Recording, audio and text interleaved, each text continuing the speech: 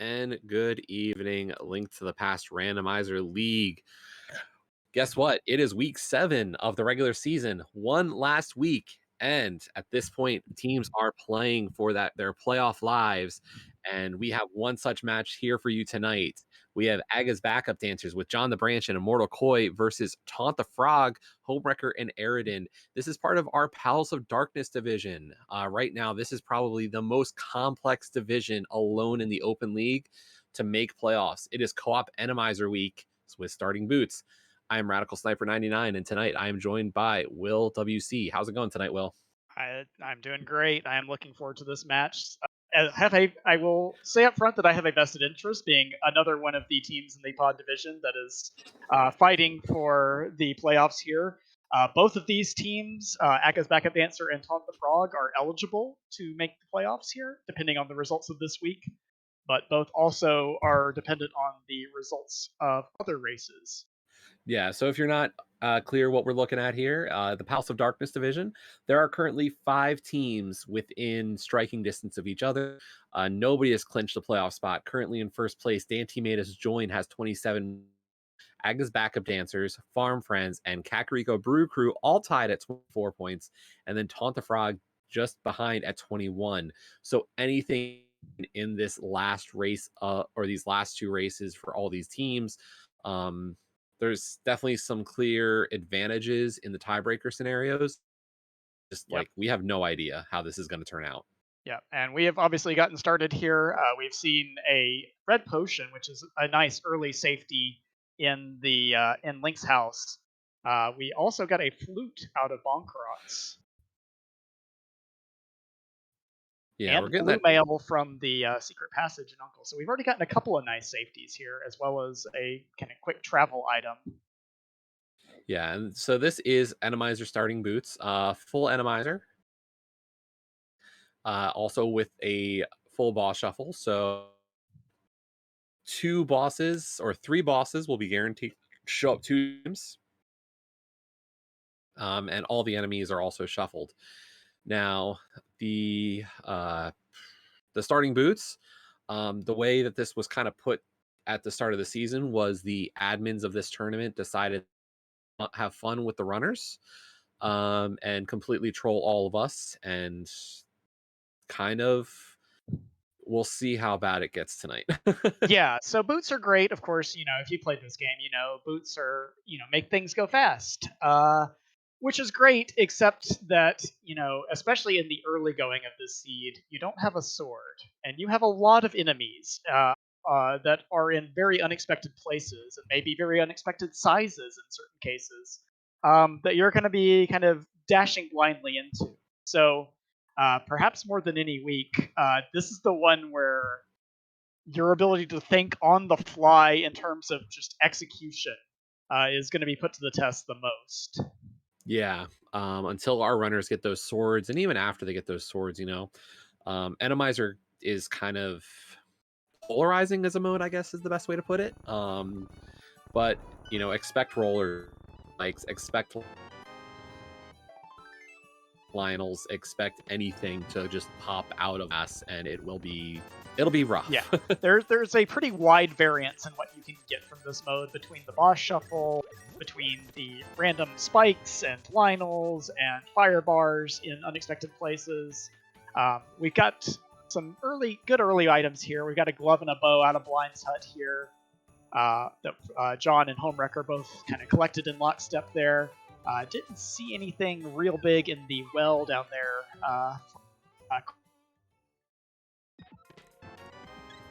Koi,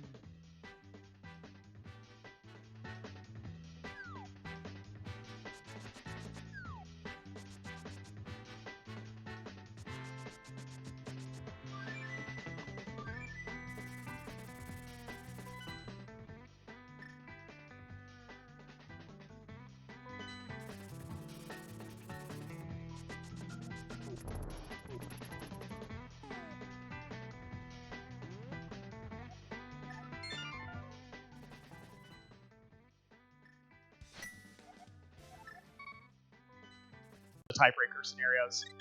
Farm Friends is the other team that controls their destiny. If they win 2-0 against the Kakariko Brew Crew, they would also be in no worse than the second spot in the division.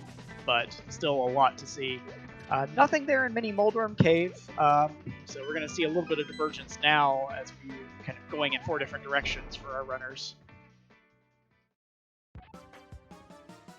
Yeah, we are getting back of escape on John's side. We did not get to see Ice Rod Cave from JohnTheBranch, and unfortunately had a little bit of a rough go there. Back of escape, though, really not great. Yeah, I saw the map there. I did not see if there was... I don't think we've seen the small key yet for Hyrule Castle, have we? And there's a bug net down in Nagina, and 20 rupees at Ice Rod Cave. So Taunt the Frog getting a couple of those little isolated early Sphere 1 checks done, but no real progression there, although the bug net is nice to have in this mode. Now, JohnTheBranch going for the Houlihan, or was going for the Houlihan, unfortunately not hitting it. I don't know if I'm a big Houlihan fan in co-op modes usually. Yeah, it can be nice if you can get early access to something at Zora, and obviously with the glove that we got out of Blindside, it is in logic. Meanwhile, we see Eradin down here doing a water walk, which is a bit dangerous, because any hit from any enemy will kill you instantly. And the same while you are in a fake flipper swimming state as well. Ooh, well, I will say that a water walk is a lot nicer. Yeah, it is certainly much easier to control and avoid enemies than the fake flipper in the water. But getting that sword out of logic there is going to be very nice, and for Homewrecker as well. Now that he can share that information with the teammate, he may be able to get over there with the flute to the 8 spot and get that earlier than later as well. And there's our flippers out of Sahasrah's closet on Koi's side, so we do have logical access now to that sword.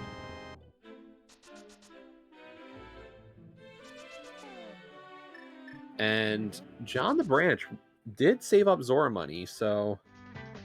And does know now that the flippers are available, so it could be, hey, these checks aren't too bad. Yeah, we might see him go directly to Waterfall Ferry with that water walk, and to Zora after that. Yeah, just has to watch out a little bit. We don't have... heading... Well, looks like he is going to get that hobo sword. Of course, this will be the first sword knowledge for Aga's backup dancers here. Yeah, and I will say, out of all the modes this season, this is the one that's going to be hardest to even call a lead at times. Will and I just finished watching a race, and let's just say Enemizer is not your friend. Yeah, Enemizer can happen all the way up to and including the top floors of Ganon's Tower, which very much came into play in the earlier race that we watched tonight. But Homewrecker showing some nice game knowledge there, killing the high knots there with one bomb rather than having a billion bow shots or something like that to work his way through Hyrule Castle. And Eradin giving us the Zora area, and was that Silver's? I did not see. I'll have to see if I can catch it on the Twitch stream here as it comes back up.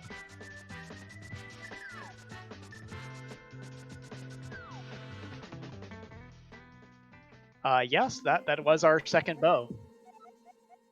Unfortunately, Eradin not having the money for Zora, but Silvers are a really, really powerful find. Yep. And we did get one of the new features this season, or the newest features of Enemizer, from Koi, checking the map. Once you find the Kumpa dungeon, you can find out who the boss is. So we will, once you find that Kumpa. Okay, Helmasaur here.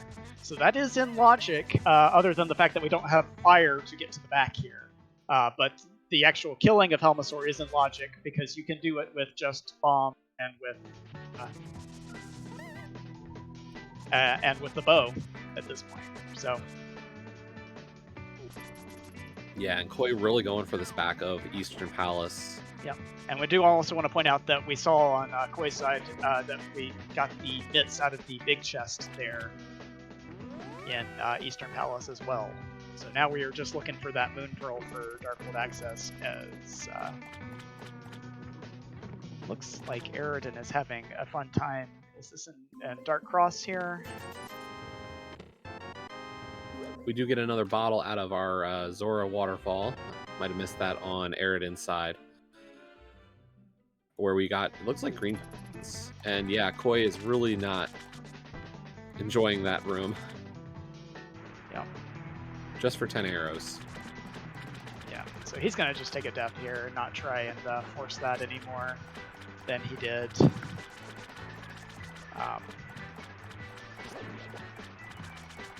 Be interested to see where he goes next. Well, and John's going to give us the probably the most interesting piece of information here with this Zora check. Oh, there's our Pearl. The Homewrecker side. Oh, okay. And just the heart on Zora.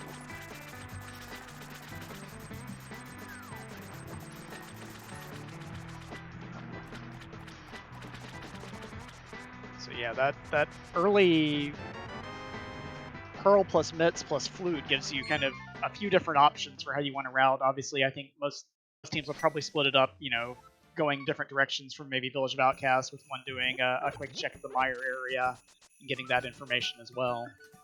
Yeah, we do have 3 crystals in Light World, so...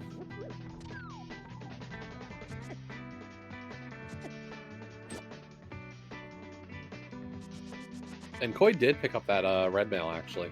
Yeah, I think all 4 runners now have picked up that red mail, which hard to blame them in this mode, because it really only takes one just particularly bad room or bad enemy to cause a death or make you restart a dungeon, which can be a huge time loss if that happens. So certainly hard to fault either runner for going back for that, even with the knowledge that it is a little bit of time spent to get there.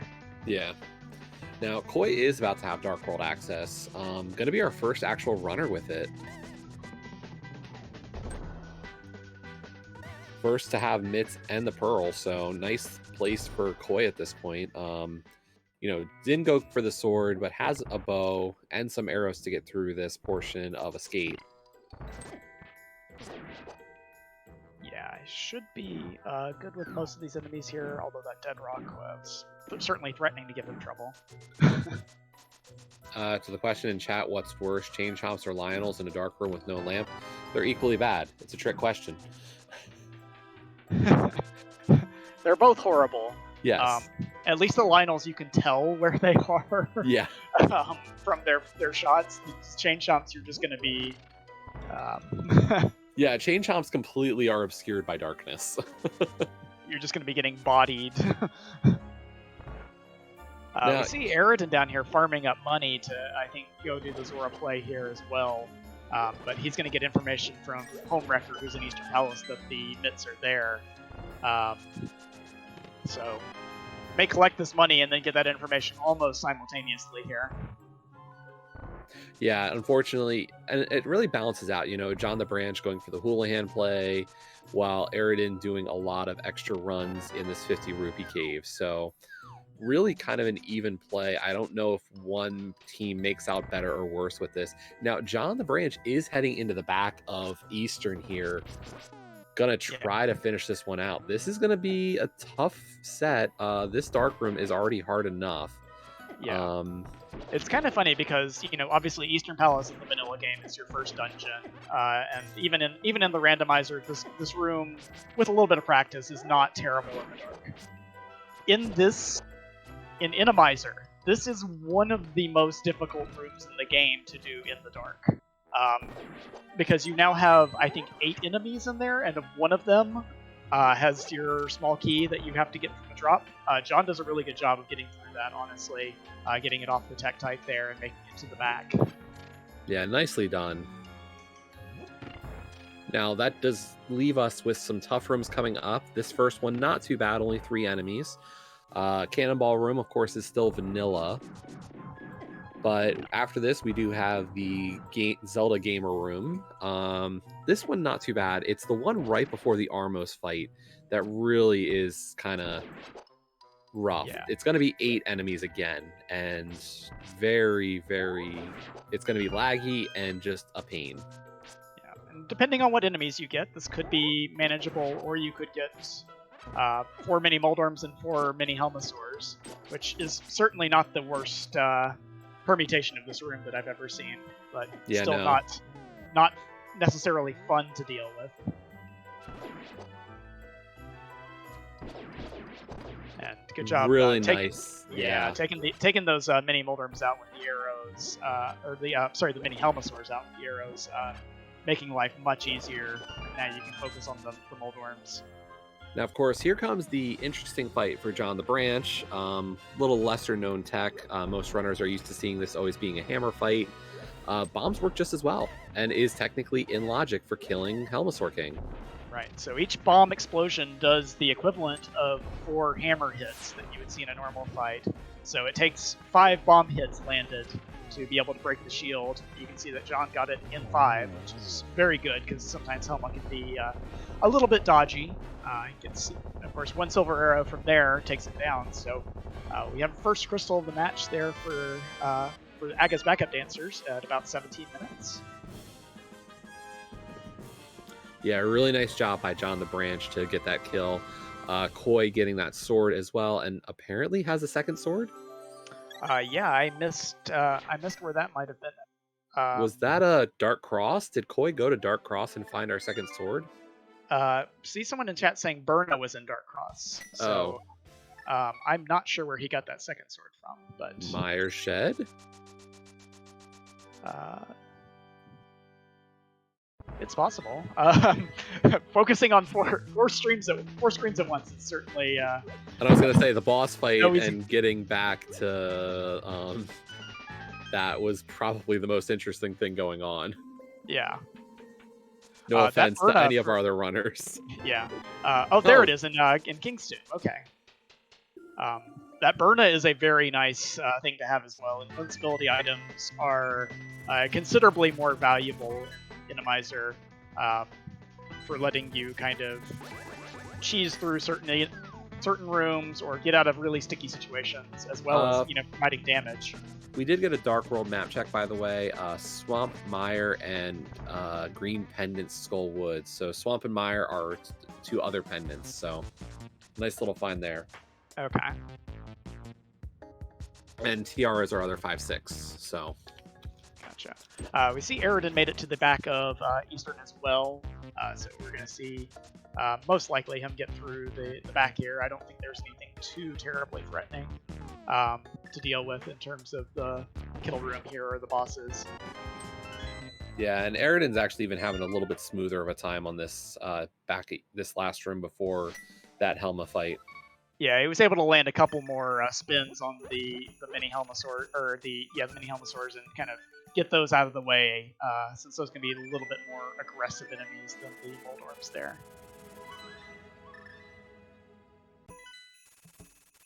Meanwhile, we have Homewrecker kind of giving us our first actual look at the Dark World here in Village of Outcasts. Yeah, and it's definitely not the prettiest, with a lot of rollers all over the place. Oh my gosh. And even Thieves Town apparently just is set with all the traps. Is not beautiful either. So one difference for Thieves Town is that, oh my gosh, and the pokey. This is awful. One difference for Thieves Town is that you do not have to bomb open the floor in the attic like you would in the vanilla game or even in normal non-itemized versions of the rando. So you can, once you get the big key from the front, you can go directly to the boss room and fight whatever's there. Of course, there's no guarantee. Yep, even blind. Of course, there's no guarantee that what will be there is necessarily beatable with the equipment they've got right now, but I would certainly expect to see that room sooner than later here. Yeah, and there's an interesting little piece to this mode. The fact that it is full boss shuffle, even if it's a pendant dungeon that you're not going to beat the boss, as that was a hammer? It was a hammer. Wow. So even if it's a pendant dungeon, you're not going to kill the boss. It's almost a good idea to still check your compass because just knowing who the bosses are that you've seen or not seen can just give you that little bit of information advantage later. Yeah, I could not make out on Homewrecker's screen. He did do the map check there to see what the boss was, but I could not make out what it was. I didn't see a compass up here on Homewrecker's side. Might have just Oh, thought okay. maybe I got it and didn't realize they hadn't. Oh gosh, Lionel's in this hallway as well. This is not a friendly Thieves Town in the I was going to slightest. say, this has been a honestly brutal seed so far as we get a Moldorm Thieves. The one respite to everything here is this Moldorm that we get to fight.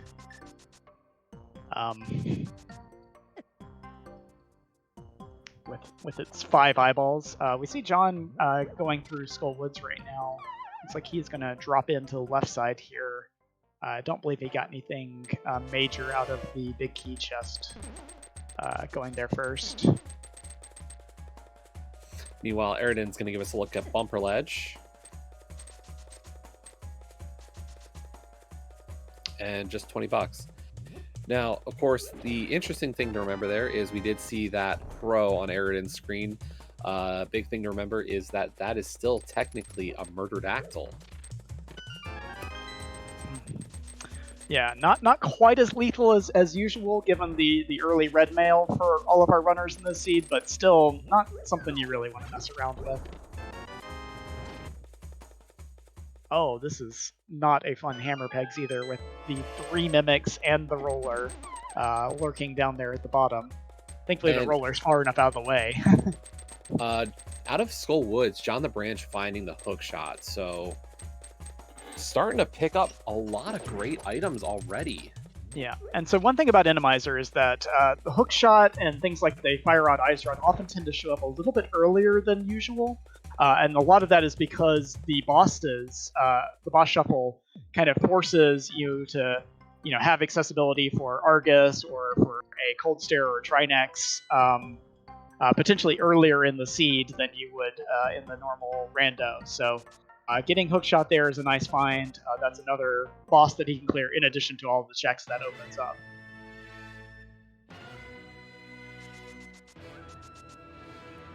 And half magic down there at the dig game for Homewrecker. That will definitely be something that Eradin will go pick up as well. Well worth the 12 digs for that. Now, JohnTheBranch is making his way over to Thieves Town, I believe. Hopefully makes it. That's down to 2 hearts. Gonna have to be a little careful. Yeah, but even if you die in the dungeon, it's not nearly as punishing. One thing you do have to be careful of here is coming out of C-shaped house where that roller is going to spawn. It may be, I think it only does 1 heart of damage on red mail, but it's maybe in a very inconvenient position there for him. No, it's good enough up there at the top. Good that the spawn location's up instead of low. Now, the big I advantage still here for Aga's backup dancers, by the way, is that Master Sword. Yeah, that extra sword is very nice for them. I believe Eradin's giving us our first look here at the back of Thieves Town, and it's room full of guards. Oh my goodness.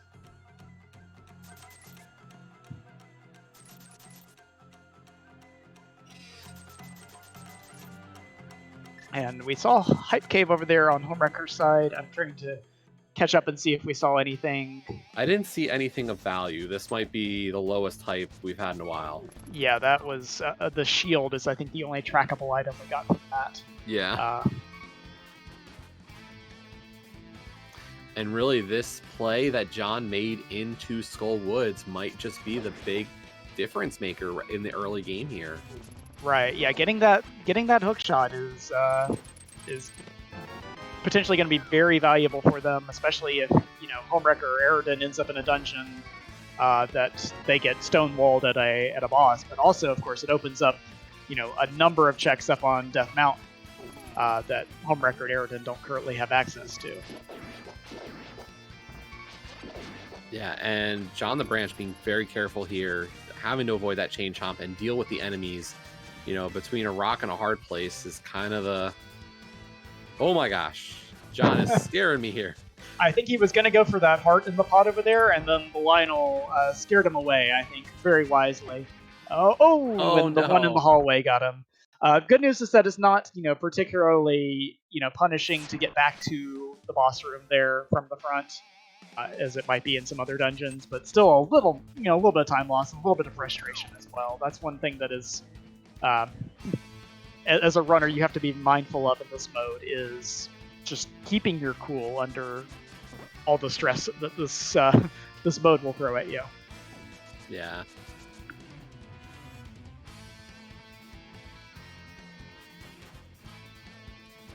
Yeah, and like after this, I have to believe that John heads to the mountain. Like, there's just too much value there for John. For Koi, I like the idea of, just continuing this, going over to Pod. I think Koi definitely has shown a bit more comfort with the dark rooms already.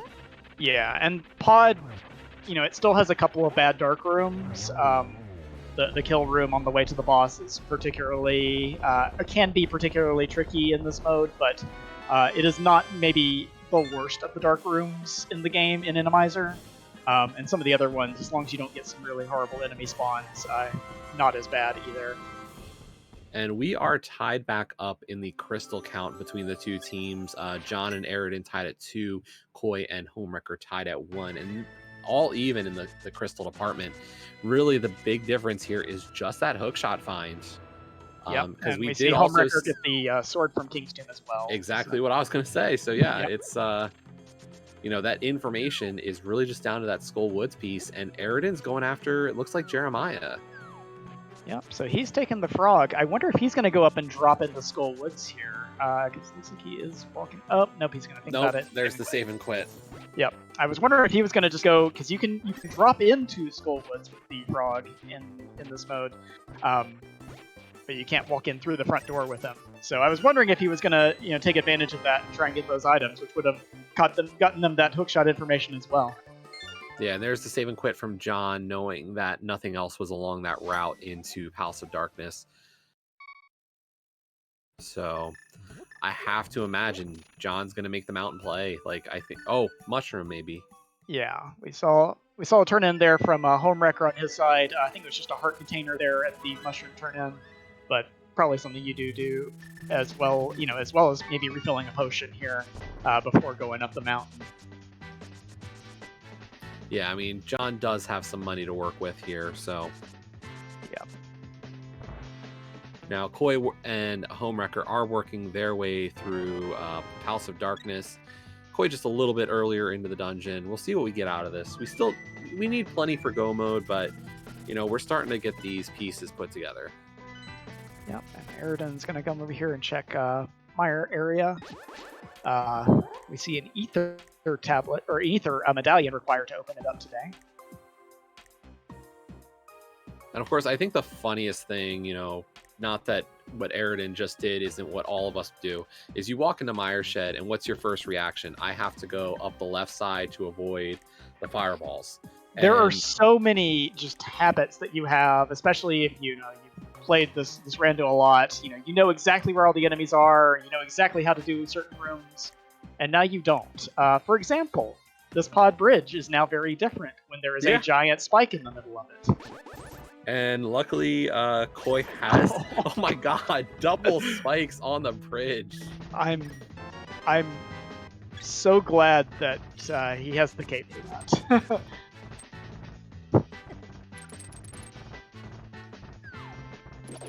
Yeah, some of the worst rooms in this game in Inamizer, the pod bridge is top of the list, pretty much.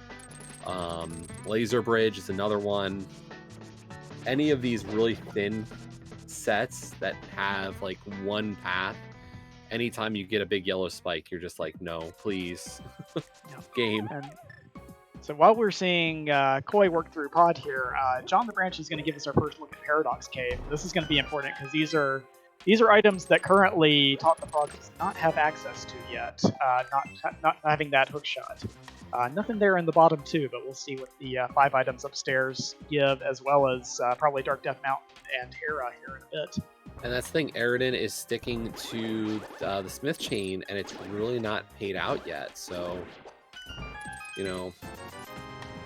when does one of them make the play into Skull as JohnTheBranch finds Canis and Maria now?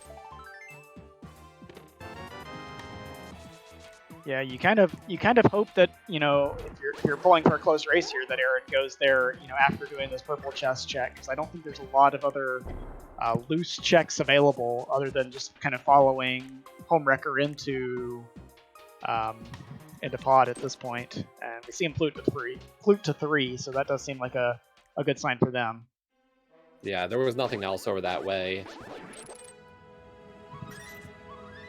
Just some money up there on the floating island today. We'll see John. He's going to check Spiral Cave first here before going over to Hera, I would imagine.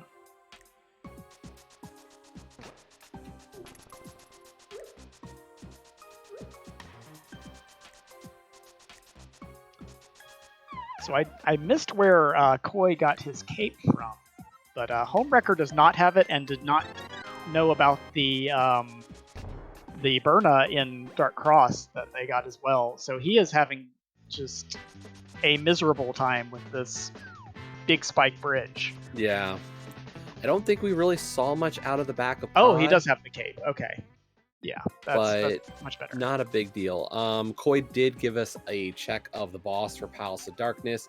It is another Helmasaur King, so those are our two Helmas. All right. And it looks like Koi may try to take a shot. No, okay. He just hadn't checked a few of these others. Oh, wait, no, he doesn't have a key. Okay. And I was mistaken earlier. The hookshot was in the big key chest, it looks like, of Skullwood. So that's Eradin now has that information, and I would expect him to, after he checks the rest of Skull here, to probably make his way up the mountain as well.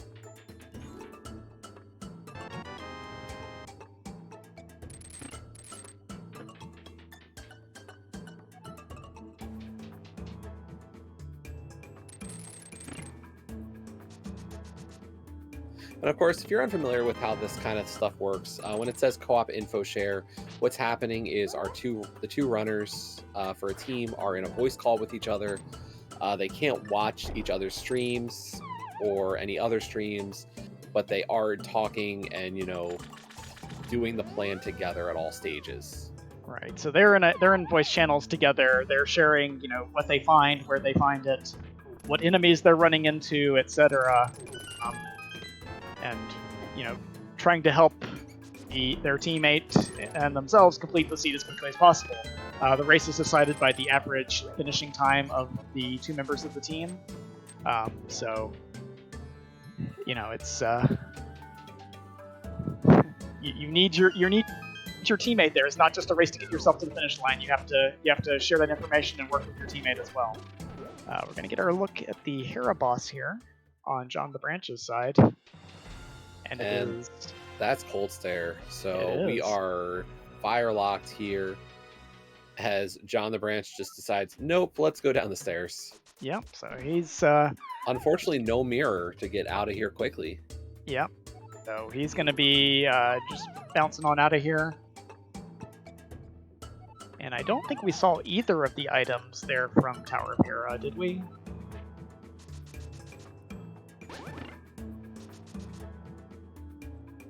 Yeah, I don't think we did. Meanwhile, Koi is working through this pod basement and gets to the Helmasaur fight, so nicely done. Like, I didn't get to see a lot of what was happening there, but Koi just gaming in these dark rooms. Yeah, he's using the Force, as they say.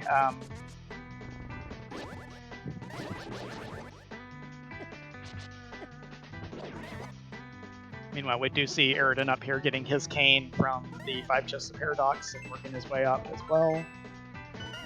And did not see what item, if any, was on Helmasaur there, but it is another crystal for Aga's backup dancers. Their 4th cumulatively.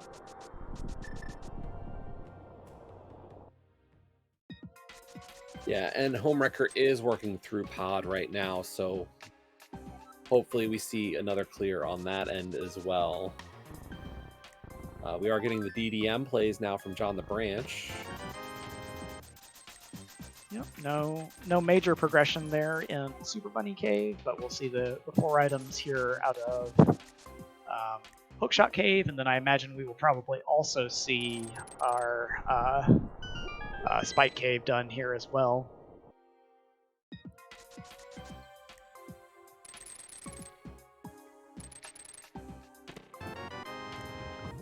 Second blue potion is very nice to have. Yeah, free blue goose, as we also get Tempered Sword, the mirror,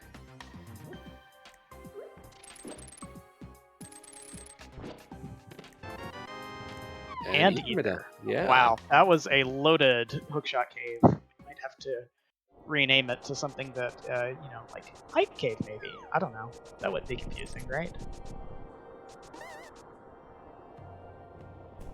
Oh, and Koi also got a Tempered Sword. Okay. That might have been what the item was off of Helmasaur there. I'm having a little bit of difficulty with the stream on my end, just with it being a little bit blurry, so I'm having tough time seeing some of the items on my side.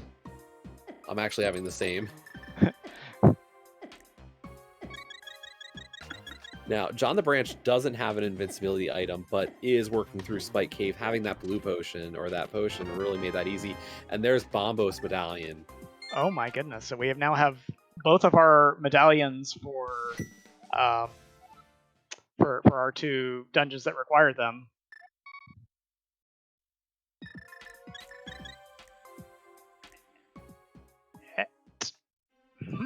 And Koi realizing, wait a minute, my partner has Canis Samaria. I don't yet. So actually thinking this through, are we, other than potentially running into a Trinex, in go mode at this point? Because we can kill the Cold Stare and Hera now. We can do Eastern. We need a fire source. Yeah, we do need that. We need an actual fire source. You're right. Yeah, that is a. The Ganon fight's not going to go well if we show up there with just our bombos. That is a very good point. And actually, we need one for desert as well. Correct.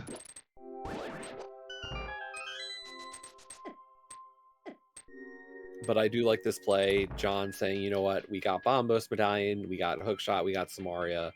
Let's just run with it and check out Ice Palace. This is his densest play. And Koi's following up the mountains, so... Yeah, John suddenly has a bevy of options at his disposal here. Koi, of course, is going to follow him right up there. Meanwhile, Eradin's still a little bit behind on getting to all of the goodies in Hookshot Cave there. Of course, he's going to be doing Spiral Cave here as well, and kind of working his way to that. But still, a bit of a lead, it feels like, for Aga's backup dancers here. Yeah, and I like this play from Koi, saying, you know what, I want to be able to kill Cold Stare, so let me get Bombos here first. That is a very, very good thinking on their parts to get that before going up there to Tower of Hera and be able to get that information as well as get the crystal here early, just in case something required is up there. Yeah, really heads up play. John being able to check that before Koi gets onto the mountain, so it's we can clear Hera now. Yeah, so now we have all of our dungeons clearable except for Desert Palace, which as we established is fire locked. The one caveat, of course, is if we run into a Trinex at some point. I was gonna say, and Turtle Rock, yeah. Turtle Rock is a fire big rod. mystery, just because of how likely there is to be a key on that right side. Correct. Yeah, that is another good point. Yeah, this mode plays very differently. A pendant in Palace of Darkness can mean you don't even have to have a bow for a seed. Because really, the back of pod is the only thing that is going to be truly bow locked. One of the neat little quirks of Enemizer is kill rooms cannot have specific enemies. Like red Igors or red Mimics will not be inside of a kill room.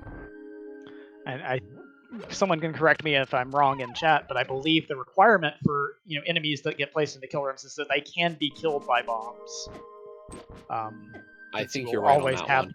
Since you will always have access to those through the logic of this of the randomizer. And we did get apparently a compass in Ice Palace that John checked to find out that it was blind in Ice Palace. The other thing that we didn't consider here with Koi getting that Bombos medallion early is that he can open up Turtle Rock here. And it'll be interesting to see if he tries to dip the front here and see if it is Fire Rod locked or not. It's like he is going in there. And the only thing I don't like about this play is I would get the mirror first. That is a very good point. Yeah, you would. I think especially if he gets a little bit deeper in, gets fire locked out, that might be a bit regrettable. Although it looks like he is taking some damage there intentionally from the chain shop to maybe set up a depth warp here.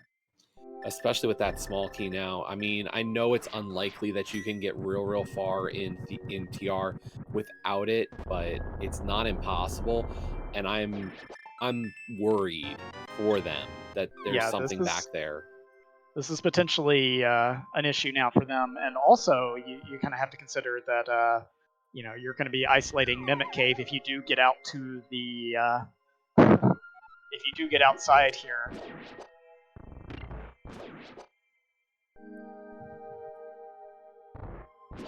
Okay, so we are locked at this point. We are fire locked in Turtle Rock, so Koi confirming that. Now, the interesting thing is we did have some people say, hey, we've almost got access to go into Swamp, and Eradin is independent Swamp. That is an interesting play here. Obviously, they don't know about that Bombos yet on Spike Cave, but certainly kind of an interesting division of labor here with his teammate Homewrecker on how they're going to kind of split this up. Yeah, and unfortunately for Taunt the Frog, Eradin not being able to pull off or go for Spike Cave, looking at it as I don't have my invincibility item, Homewrecker does, so it kind of just limits them a little bit in the ability to do these checks, whereas Koi is, coming in, gets that Butter Sword, gets that mirror, and then it's like, guess what? I'm going to clear Hera. Yeah. And another boss clear from JohnTheBranch, taking down that blind fight. So 3 crystals for JohnTheBranch, currently a little bit ahead of our other runners, all at 2. Yeah. Homewrecker is going to make it into Spike Cave here, and having the cape to do this logically will get them the information for the Bombos for the Bombos medallion here. But again, there will be an extra mountain climb if they want to try and do Hera now or go into Turtle Rock. So, still a little bit limiting there for Taunt the Frog. Oh, it looks like he's going to try and just get out of here, maybe set up a hook speed here and then cape out, or just run out directly. Not something you see too often in non-entrance modes, but still useful in this case to get back out of there and get back up the mountain a little bit quicker. Now, JohnTheBranch is going to give us Checkerboard Cave, and honestly, I'm just so surprised we have not found a Fire Rod or a lamp yet. You would think one of them is going to show up. Yeah, that's very true. That said, there are a lot of places still that it, potentially could, either one of those could potentially be.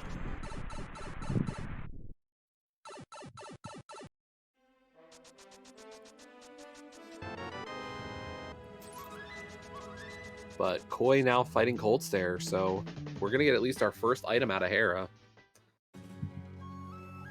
Yeah, now this is probably the worst place to have a Cold Stare fight. Thankfully, Koi has the Gold Sword, which makes it considerably easier, but boy, the random movements and the weird angles of this arena, especially the hole in the middle, make it just so much worse than normal. As we see a heart piece there as the reward for that fight. Yeah, I mean, combine that also with a requirement, of course, or the fact that icicles do fall. So, But that's 3 crystals apiece right now on Aga's backup dancers, and 2 apiece for Taunt the Frog as We got an ice Eradin. rod. Yeah. So that is potentially very valuable information to get from a pendant dungeon here. Because, like we said, Trinexes are shuffled into the boss pool. We know at least one of them is going to be in one of the 13 boss spots in the game. We don't know yet whether or not it will be a required one for us to complete, but if we have one on the way, and especially if we have one in GT, that could be a very important find for Taunt the Frog.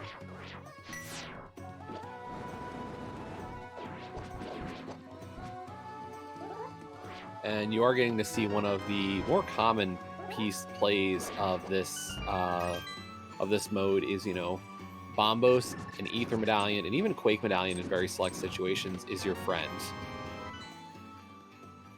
And we have Vitreous in Desert Palace. So another boss not being Trinex. Yep. So there are some limitations on where Trinex can be. There are certain arenas it can't show up in. It can't show up in our 2 Moldorm locations. It cannot show up in Skull Woods. Yep. I believe the rest are fair game. I think you're right. I can't think of one off the top of my head.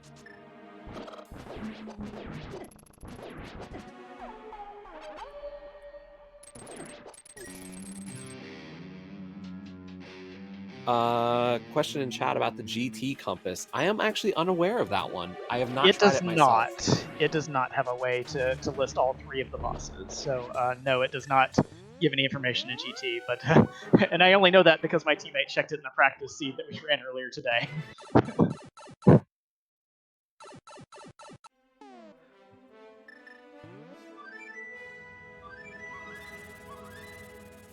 Anyway, we've got an Armos here in the back of Swamp Palace. And that's our Fire Rod. Oh, this is... this Swamp play is certainly an important one now. Yeah, and that is... I mean, as long as you're comfortable without having a lamp, that's go mode. That is. You have access to kill all of the bosses. You have access to clear all of the crystals. That could be the decision to go into Pendant Swamp there versus some of the other options that they had at that point could prove to be real big for Taunt the Frog here.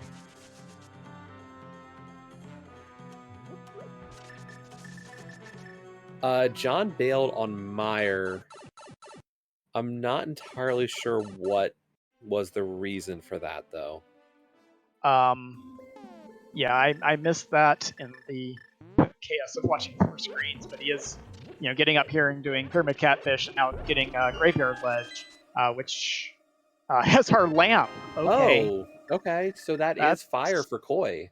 Right, and that is, I would think, a very unlikely place for Taunt the Frog to make it to. So, looking at what they have left, we've already seen the Dark Rooms of Pod. I think they're not too bad. We've seen the Dark Rooms of Eastern. They're not too bad. Turtle Rock, we have the Dark Maze still with the Samaria platform to ride. And that one can be very tame, or it can be very, very extra spicy.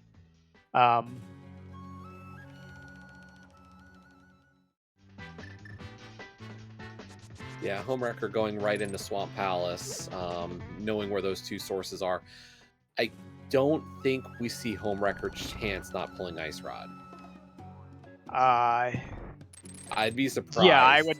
Even with the having to go to the left side here, I think it was the left chest on left side, which you can do a little bit more quickly without having to do quite as much faff to get over there. And I would absolutely not chance it. If you know where Ice Rod is, you want that just as your Trinex insurance.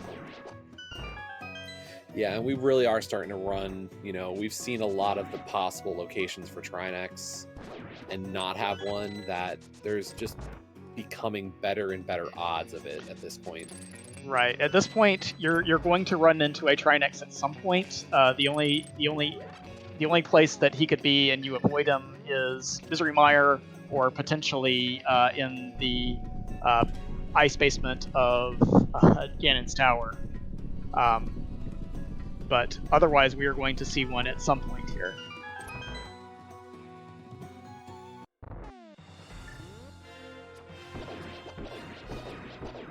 Aga's backup dancer giving us simultaneous Vidi kills here.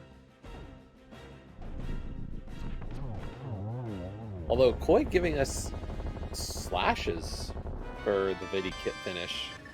Yeah, I was a little surprised that he didn't continue with the silvers there, but it still works out fine for him. Our lamp was on Graveyard Ledge, but that is 4 crystals apiece for Aga's backup dancers, whereas Taunt the Frog has 2 crystals apiece. So Right. really, it is, it's a ticking clock for Taunt the Frog in terms of how soon does Aga's backup dancers go into Swamp. One thing to consider here is that they do at least have the information that Turtle Rock is fire rod locked, so they know they are looking for it at the very least. Yeah, and I like, John is going to go back and clear Palace of Darkness right now. I think this is, give Koi a little bit of time to do some checks. Maybe this is him doing, Purple Chest and Smith Chain into Swamp Palace. So yeah, this I is think kind that of just feels, a little bit of a delay tactic. Yeah, that feels likely here. I think, I know the 2 runners, and I think this is a play of saying Koi is a little bit stronger of a runner, so having him, maybe fall a little bit behind in crystal count isn't the worst idea at this point. And we're also going to get a fake powder from Koi.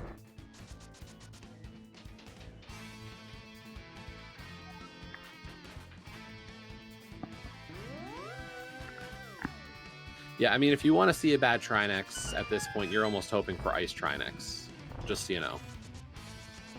Yeah. So, probably, thinking ahead here, though, what a potential scenario could be here for Aga's backup dancers. What happens if they go into Swamp and go straight to the back and skip left side? Right. So that is a potential, if they skip the Ice Rod there, you're not going back in for it after you get Fire Rod. Because at that point, you're playing like Fire Rod is your go mode, and that Ice Rod will just show up somewhere else on the way. So if that's the case, if that's what happens whenever they do make it into Swamp Palace, that could be a decisive moment in this race. And so we hope in that case that you wouldn't have a Trinex required on the way that would gate them later on. But it is a potential.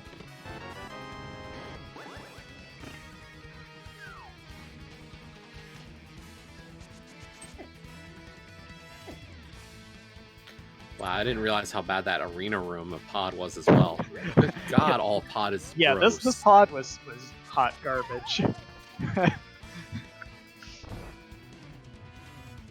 At least in the front it was.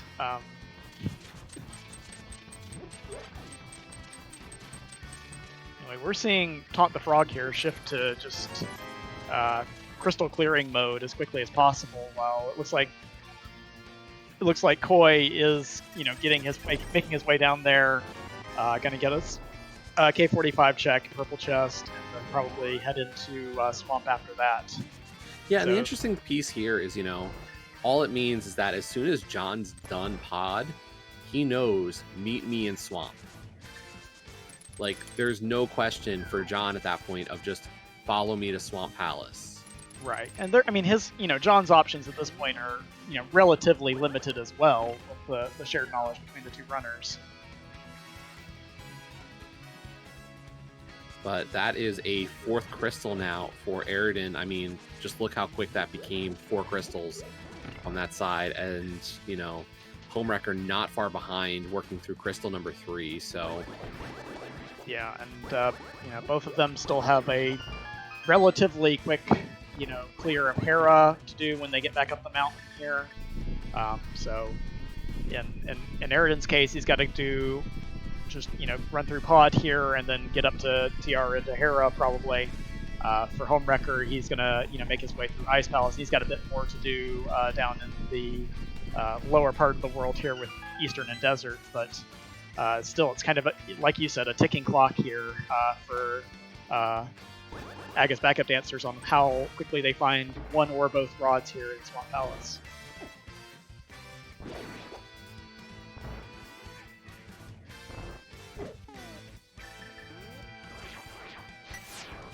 Yeah, that's the thing. I mean, it looks like, John's a little bit ahead of Eradin just because of the fact that is about to have that 5th crystal, but having to now go to Swamp, I think Eradin's going to have a little bit of a lead on John, just in that sense. And then the question between Homewrecker and Koi, Koi's got a 3 crystal or 2 crystal advantage here. So might still be a little bit ahead of Homewrecker. Right, yeah. Homewrecker is down here in the bottom of Ice Palace, so he is close to getting a 3rd crystal if he can survive the Freezor chasing him around the room here. A little bit scary, but he got through it. Yeah, and chat really asking the question, is Koi going to do left side swamp? Right, and that's going to be, and then if he does skip left side swamp, then the question becomes, will we run into a Trinex?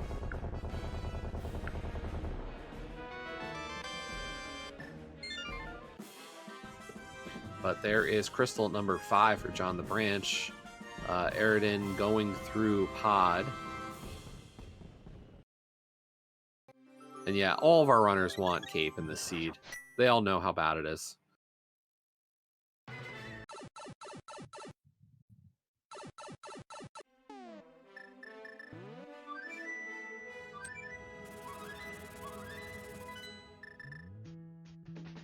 And Immortal Koi going straight to the back. Alright, so he's going to get the Fire Rod off of Argus back here. Or off of the boss back here, rather. Now, JohnTheBranch heading into Mire, so there are items in here for John. I have to assume he leaves immediately, although... You would think that would be the Fire Rod would be enough to dissuade you out of this dungeon. As oh god, now I see why he left earlier. I mean, no fire source either. Yeah, that's also true. Yeah.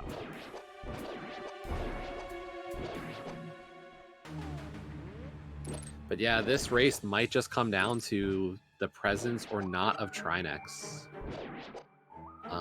Koi saving the left side swamp, but if Trinex is in land mode 2, I don't know if they find it. Yeah, that would be the absolute worst case scenario. That being in GT, either being there or being in the ice room and being required with Big Key behind it. The other bad case, of course, obviously would be Trinex in vanilla location in TR. In that case, you would get locked out of there without getting into GT, but you would still have, and you'd be able to save a portal, but you'd still have some potentially gross couldn't even places save the to portal. look. We knowing where Ice Rod is. Oh well, Koi yeah, can't true. even I mean, save yeah, it. yeah, they would probably try to save the portal. But yeah, you're right. That in actuality, you could not save the portal to get your Ice Rod. But JohnTheBranch does leave Mire immediately, so yep, they are playing as if this is go mode. Yeah, so this is a big moment of truth. Kind of, we'll see here in the moments upcoming. They do have a crystal advantage right now. They do have the advantage of having the lamp, which will be beneficial. But that Trinex question is going to be the big one here. Yep. And honestly, I have no idea. Let's see. Eastern Palace was Helma. Desert was Vidi. Harrow was Cold Stare. Pod was also a Helma. Yep, so we've seen 2 Helmas. Thieves Town was a Moldorm. And Ice Palace was a Blind. We haven't seen any Mothulas. We haven't seen a Landmo. We haven't seen an Argus. Yep. So there are some bosses we have not yet seen, and there's still some doubles. But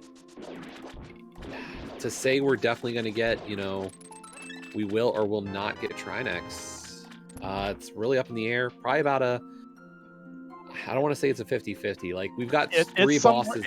It's some sort of weighted coin flip at this point on whether we'll have one show up and be required.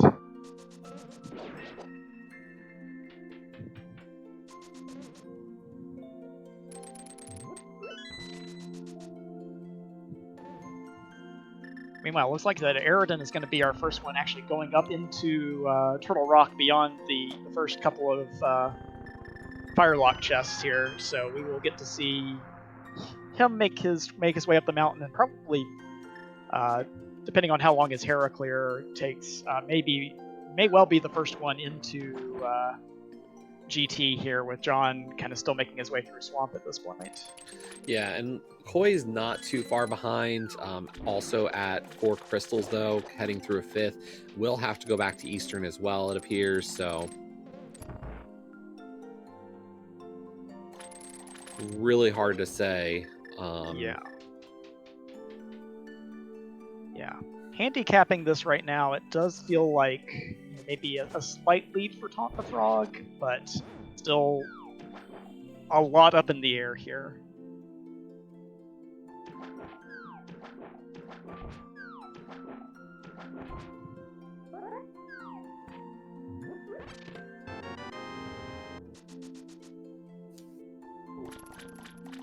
Oh, Eradin did not have his Bombos yet from Spike Cave, because he had to abandon that when he was doing his mountain clear the first time, so he's going to have to run back over here and do an extra lap. So that is a little bit of a mistake there that's going to cost a mountain climb here. Yeah.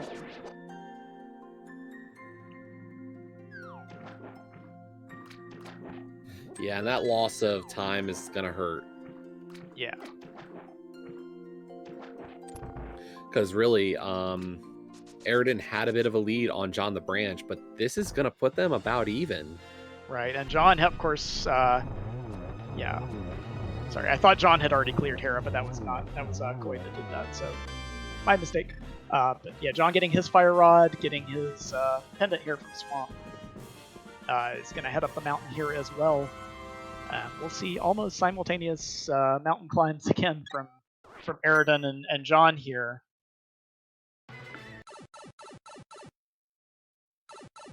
And Homewrecker not far behind as he finishes up his 5th crystal there with Eastern Palace.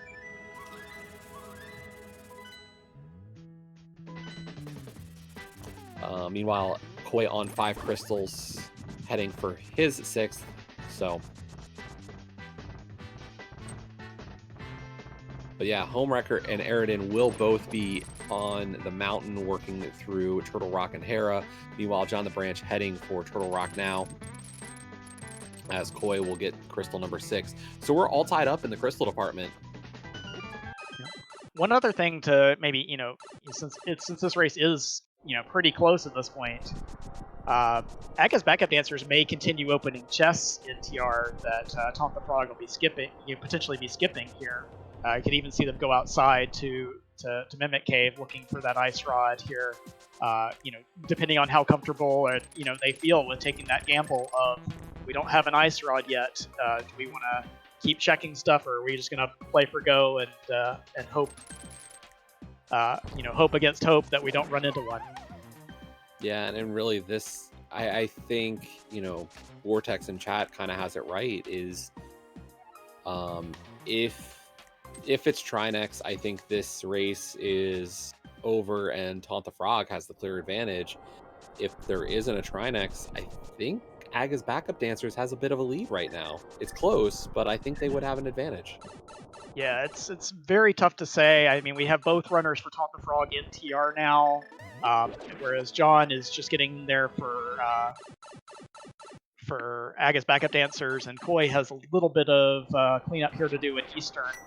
The only advantage that they have is that Koi already has his Cold Stare kill at the top of Tower of Hera, so it is extremely close as to who may be ahead or behind here, but really the looming question, of course, right now is just, will we see a Trinex? Yeah, that's really all this is. We had a video in Desert. Yeah, that's correct.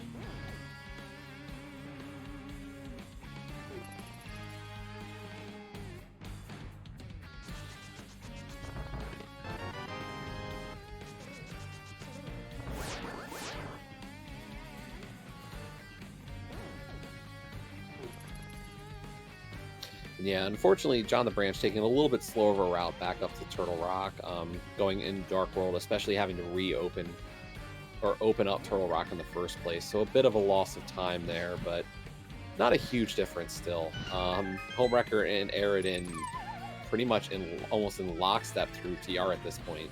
Yeah, they're saying hi to each other as they bounce through the pipes here together, but very close on their side as to who is going to be opening chest here first. Yeah, and Immortal Koi now through 6 crystals heading up the mountain for Turtle Rock number 7. So Koi is not too far behind either at this point. Yep. We do see both members of Taunt the Frog stealing the Pokey Key and heading straight back. So you're taking that small chance there that there's a small key in the big key chest and in the big chest, but at the potential gain of saving a minute or two here, and it'll be interesting to see if John does that as well, checking for Ice Rod potentially, or if he just decides to do the same route through there. Yeah, we'll have to see how he approaches this. And they could have a very different thought process at this point.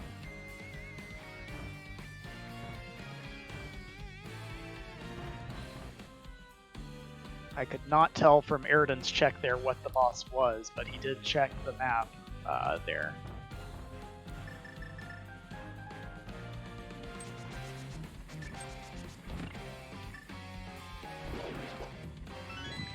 Oh, it's a Landmo here in TR. Yeah, so no trouble for Aga's backup dancers. The gamble might pay off at this point.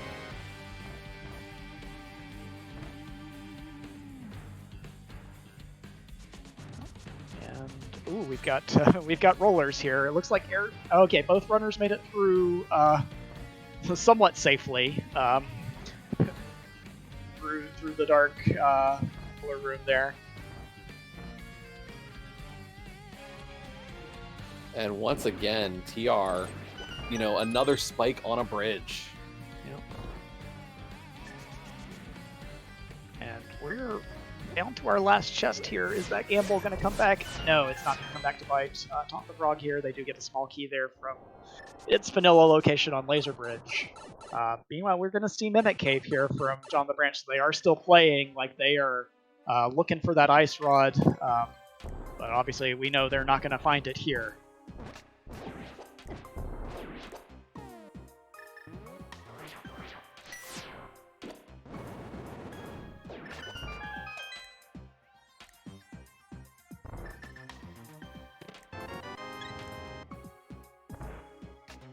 And just get another heart container. And honestly, there is not much else you could want as a runner at this point. Yeah, gold sword, silvers, we've had those for quite a while. We run red mail at minute 4 for a couple of these runners. I mean, yeah. As far as co-op Inimizer seeds go, this one was a little bit maybe spoiled the runners just a little bit here, but still, plenty of challenges for sure. Yeah, the safeties were plentiful, but the enemies have not been so kind. No. JohnTheBranch giving that map check to also tell Aga's backup dancers, hey, it's not Trinex. Yeah, getting the good news for now, at least.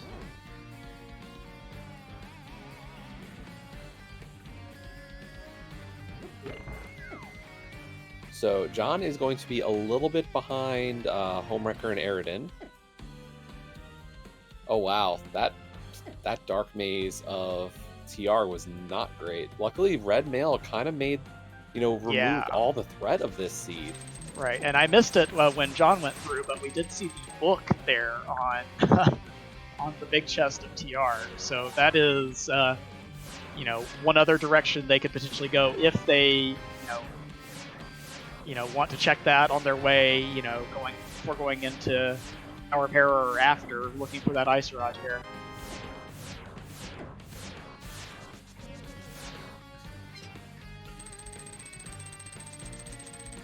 We see both runners from Taunt the Fraud making it upstairs cleanly to get to their cold stare battles. We see John working his way through the back here of Turtle Rock, about to fight his Land Molus fight, and Koi is not far behind, making his way through down the hallway here as well. Now, in terms of GT entries, Eradin taking down Cold Stare. That is going to be crystal number 7 first for Eradin. Homewrecker not far behind. JohnTheBranch getting crystal number 6 almost. Yeah, and Koi even picking up the shovel here on Laser Bridge. They are preparing as if they have to go find that ice rod later. Unfortunately, we know if that does become a required thing, it's going to be just a massive time sink before left side swamp becomes an option that they arrive at. So Eradin and Homewrecker entering GT, having a bit of an advantage here. JohnTheBranch getting crystal number 6. Koi just about to get his crystal number 7.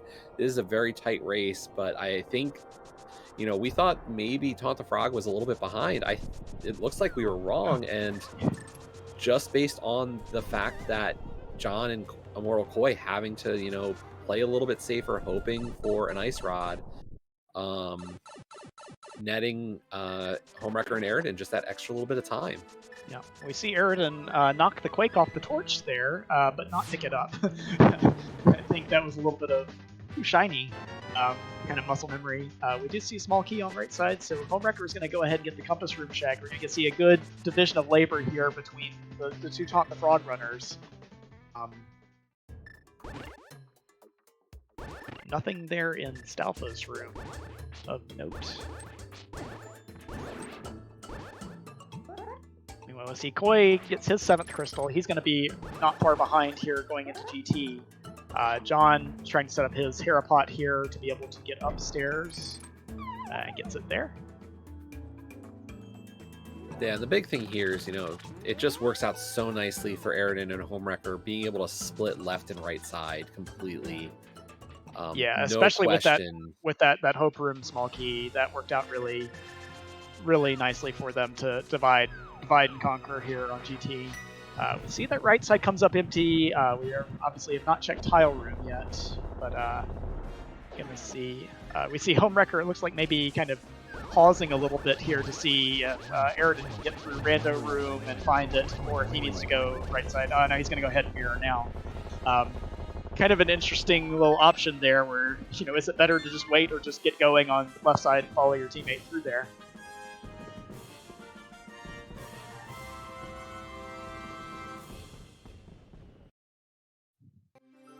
So we'll get our first look here at Rando Room. There's our big key in the bottom right chest. Eradin going to go ahead and check everything else there, but only getting a few extra arrows.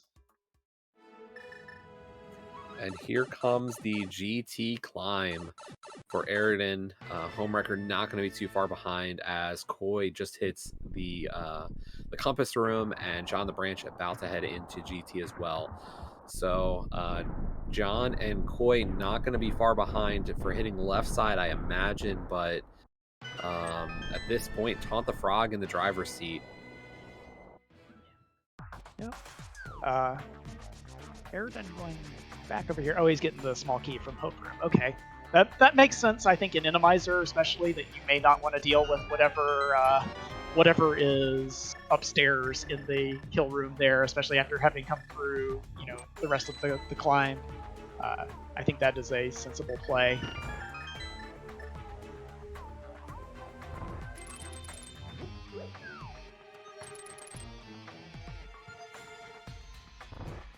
So not too bad for first, vanilla Mimic's room here.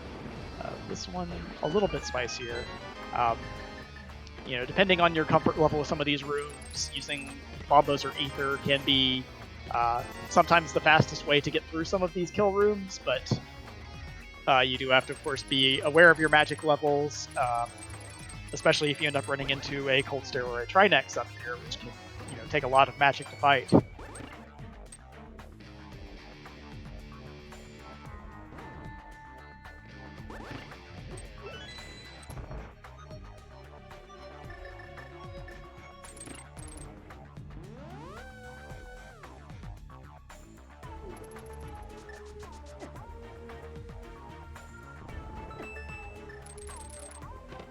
Good cleanup there from Eradin in the first room of the gauntlet. Now we have even more of these little shadow enemies all over the place here.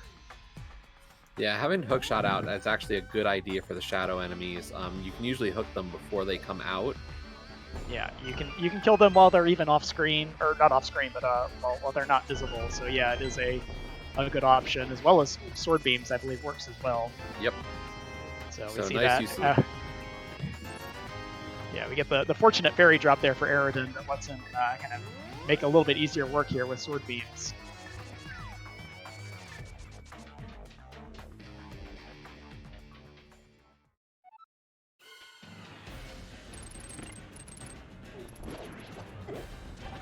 But yeah, all in all, not a terribly a terribly punishing gauntlet, at least. And we do not have a Trinex here, so we know that we are... Okay, it's Argus. So, no Trinex. That's good news for Aga's backup dancers. We are not going to see a Trinex this seed. They're not going to need that Ice Rod. Which I'm sure will be a huge sigh of relief when Quay and John make it up there. But still a bit of a lead here for Taunt the Frog.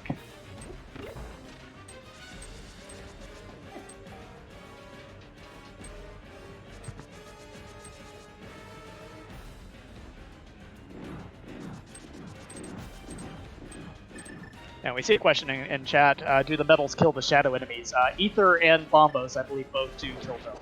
Correct. So both have definite uses. As we're getting here, Ether. Ether is the quickest of them. So out of all the medallions, Ether is definitely the best one to use for a lot of these enemies. Bombos just has a bit more of a charge up to it. And we've got one of the little blobby starfish guys up here at the... as the normal rotating fire bar enemy in the torch room, which thankfully is not a terrible obstacle to overcome in this room. Yeah, definitely a lot worse options are out there. And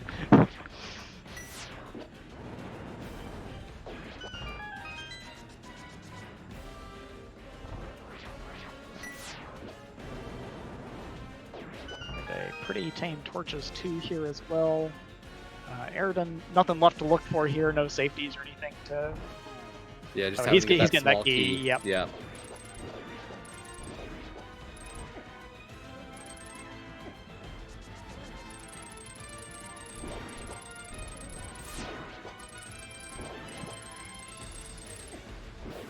And we got an upstairs Vitreous, so our second midi of the race. It's like Eradin's going to go with a mix of silvers and gold sword hits here. Get those, at least get the small eyes down. And yes, as pointed out in chat, as you can see, as soon as you take care of Argus Phase 1, Argus leaving the screen for Phase 2 does kind of say that the fight is over, so you can leave.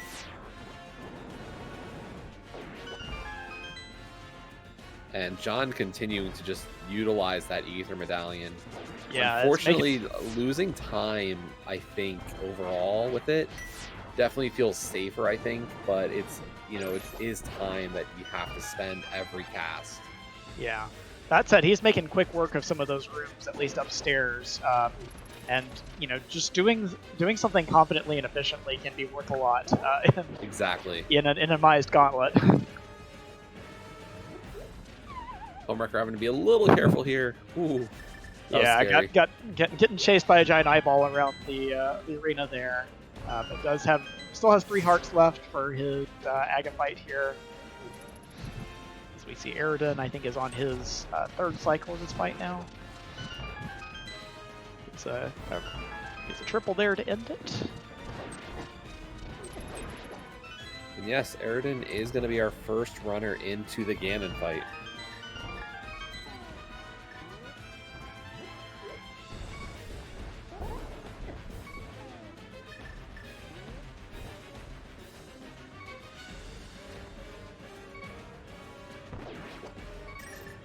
Just having to be a little careful here down low health.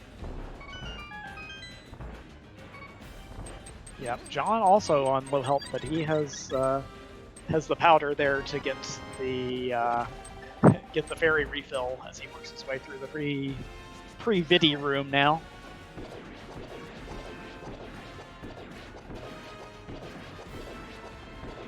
And nice silver fights, nice use of the resources we had available on the teed.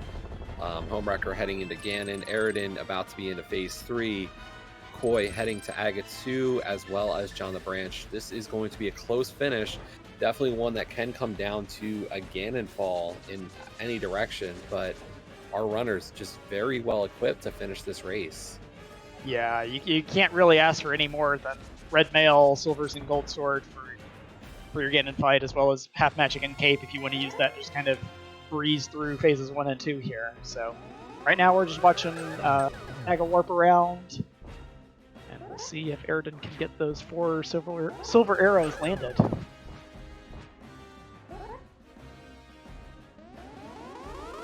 There's 2 and 3, and there's his 4th. So when Eradin crosses the bridge, he'll be the first runner finished in this race. Meanwhile, Homewrecker is into phase 3. Koi has taken down Aga 2 as well as JohnTheBranch, so it is very close. But there we go. Eradin finishing first overall tonight with a time of 1:22 flat. Get your GGs in chat for Eradin. Yep, so now we turn over to Homewrecker to see him finish off phase 4 of his Ganon fight. Getting a couple of silver arrows in there. Getting his 3rd hit. Need 1 more. Just have to be careful of the fire bats here. Take his time lighting the torches and get that 4th silver arrow. Yeah, and at this point, Homewrecker knows, hey, just finish the fight. We're good. You got the time.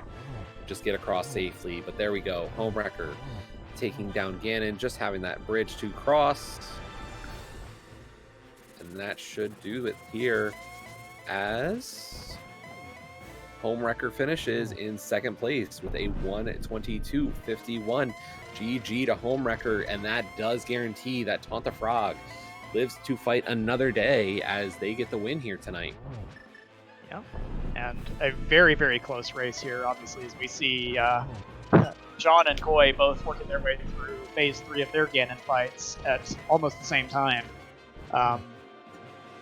This really kind of just came down to that decision to get into Swamp a little bit earlier and let Homewrecker and Eradin, I think, just kind of go mode through a number of dungeons that and a number of other kind of costlier checks that John and Koi did not have the opportunity to do. Koi lands his 4th arrow there. We'll cross the bridge here shortly.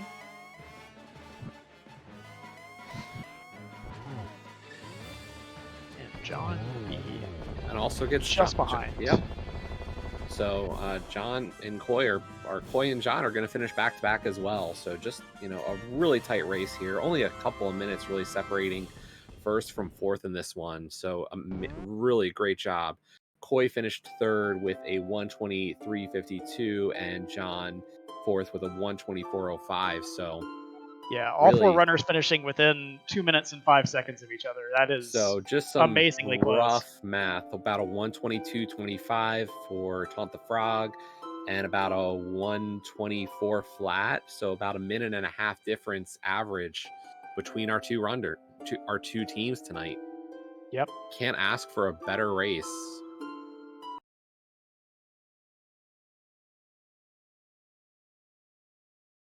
So I think we have our runners waiting in the waiting room. We can, I think, bring them over at this point for a post-race interview. Yeah. And just so everybody knows, this is the first game of the week in what is truly a hectic Pals of Darkness division. You know, coming into tonight, we had 5 teams with the potential to qualify for the playoffs. I Um, think we still have 5 because I yeah, believe that Aga's backup dancers, despite losing this race, still has some potential ins. I may be incorrect about that, but I think they still have some tiebreak scenarios that work in their favor. yeah, it's going to be a very interesting finish to this week as we are now joined by all 4 of our runners: Eradin, Homewrecker, Immortal, Koi, and JohnTheBranch. GG's, everybody. GG. GG. All right, I'm tired of carrying this team. I'm done. I'm walking away. I'm joining. Bring Frogman home. That's my new team. GG, everybody. Well played, everyone. I'm very glad. One thing that we all obviously saw on the restream that Aga's backup dancers you guys may not have been aware of. We saw Tom the Frog or Aridin get into Swamp Palace a little bit earlier, and when he did so, he did left side swamp, and that is where your ice rod was. Oh, we've Oh. heard. We have Okay. heard. That would have been a lot of peace of mind. We got to conspire a little bit before the interview, and yeah, we know all of our mistakes already. We have accounted for them. I gotcha. Yeah, but so we were sweating, I think, just as much as you were on whether we were going to see a Trinex there in TR or in upstairs of GT. But yeah, still, it was a heck of a race. Came down to the very end there. We were certainly hoping for a Trinex. We had basically 5.5 unknown bosses because we didn't know whether we have to do the ice boss in GT or not. So we were hoping there'd be one in there. We even took the time for Homewrecker to go get the ice rod before going into GT just in case. Right, and I think that's the right decision in almost any case there where you don't know the TR boss and you don't know what you're going to see in GT. So yeah, I think Just like, oh, sorry, go ahead. No, I was just saying that I think that is a good insurance option no matter what. I was gonna say just like full clearing TR while you're in there, but it wasn't in TR. Yeah, but you sure got all your fetch quests out of TR, didn't you? With the book Yeah, it and the was. shovel. Oh, that's where the book was. Oh, okay. Yeah, it was just hanging out in the big chest. Yeah. Yeah, that made me a little worried. Oh, book was Yeah, in that's your pretty. big chest? That's pretty rude because that's gonna make you go after the tablets probably if you don't fire rod yet at that point. Oh yeah, I almost went into the basement. We were so worried that we were gonna have to fight either Ice Trinex or Trinex on Lamo 2 spot that we probably ate that 2 minutes apiece looking for it. Maybe not. I don't know. Fire Rod was the big hunt. That was probably 20 Right. minutes of just searching each. There was a point where I was just following up dungeons that Koi had done because I needed. Hey, let's just get my time in faster. Maybe you'll find it along the way on the dungeons you're clearing, but.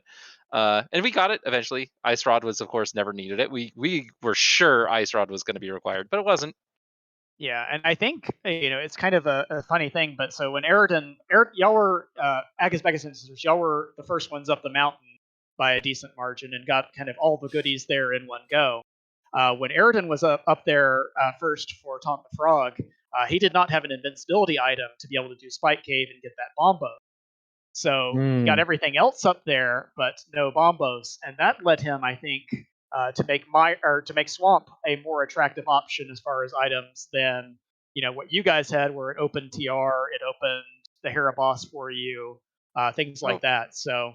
Oh, what's wrong, guys? You run out of red goo? You just got to get 15 heart red mail like me, and you'll never have to use it on anything but Spike Cave. I did have red goo and I was considering it. I wasn't sure with my heart count if it was possible just a single red goo or not. I it think you probably could was. do it with a total of 15 hearts if you have hook shot. I think that's the minimum. So 15 hearts, I believe, is just even a walk with hookshot. If you have a potion, it's usually about 8 hearts is where you want to be.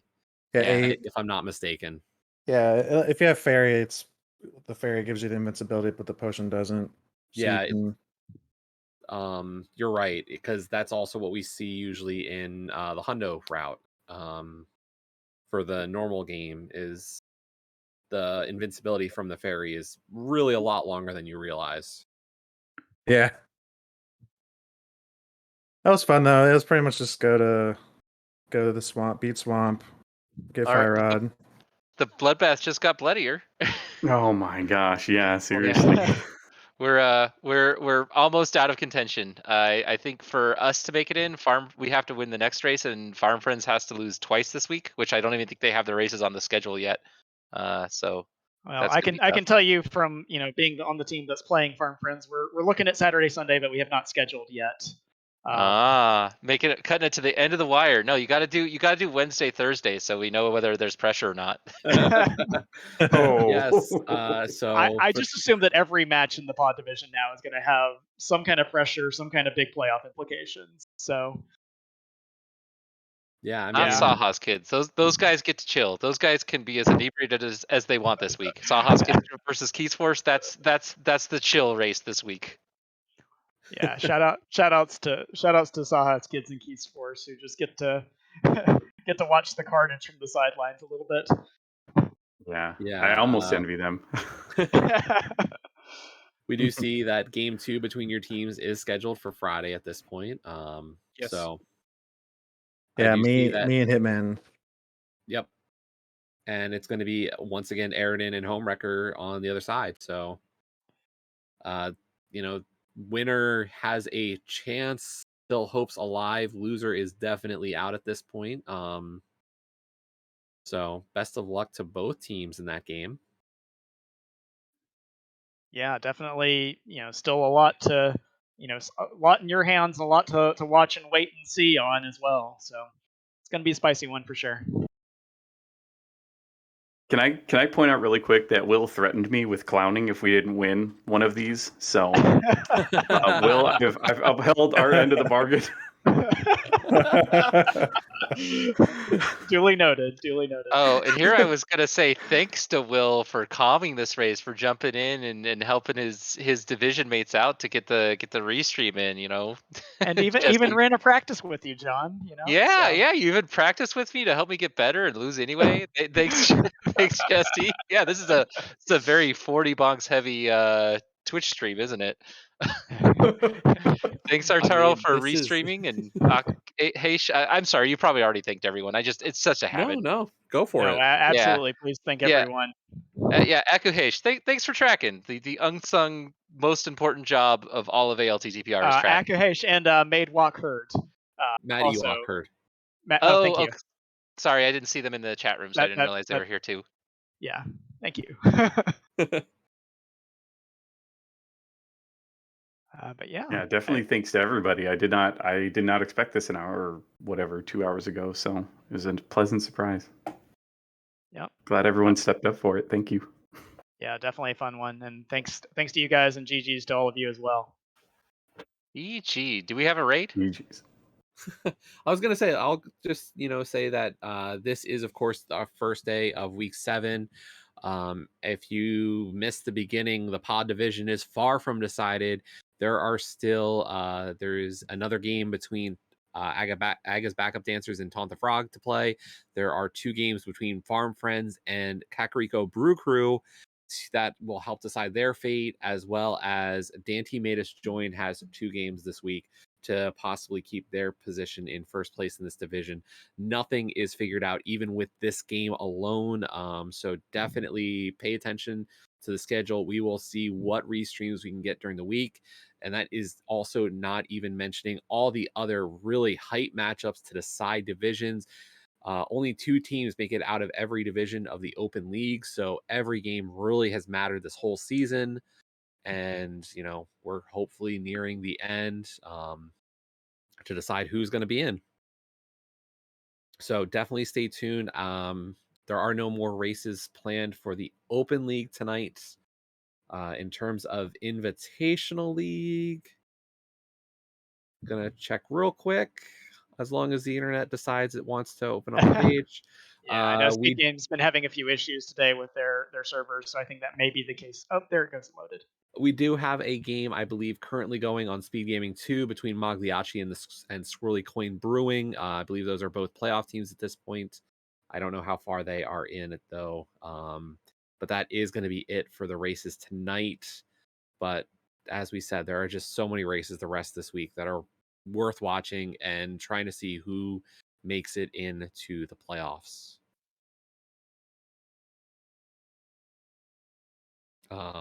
But do give our runners a follow for putting on such a great show tonight. Once again, JohnTheBranch, Homewrecker, Immortal, Koi, and Eradin. Links to them are in the chat. Big shout outs also to our restreamer, our Terrell, our trackers, Akuhaish and Matt Ewok Herd, and of course, my co-com, Will WC. It has been a pleasure. It has. It's been a lot of fun. Thank you for joining me, Jesse, and thank you, Arterral, for organizing all of this and putting it all together for us. GG. Thanks, everybody. GG's. GG. GG. Thank you.